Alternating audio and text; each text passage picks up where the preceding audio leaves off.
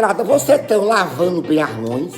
Vocês estão passando muito álcool gel nas mãos? Você sabe que as mãos, você passa assim, aí você vai assim, mesmo assim, criando assim o dedo, aí depois você faz assim, ó, aí o dedo sentando criado pra cá, aí depois você pega os dedões e faz assim a mão, que você estivesse fazendo assim, um capitão, aí depois você faz no outro, a mão que você não esquece de fazer assim e também fazer assim. Pronto! As mãos estão tudo protegidas contra o mosquito da corona. Vocês não se esqueçam, se sair no meio da rua, sair de máscara, bota a máscara no pé do vidro, você é feio, aproveita e fica com a máscara no pé do vidro, o povo nem vai saber que você é feio. Se for conversar com alguma pessoa, que eu sei que você é fofoqueira, sair no bairro pra saber como é que tá a fofoca, quantos já morreram, você fica 1,5 metro de distância, também ninguém é obrigado a ficar espirrando e tossindo na cara dos outros, não, tá certo? Agora se manque e fique dentro de casa. Tenha vergonha nessa força, porque se você ficar no meio da rua, você lasca você e os outros, seus filhos de quenga.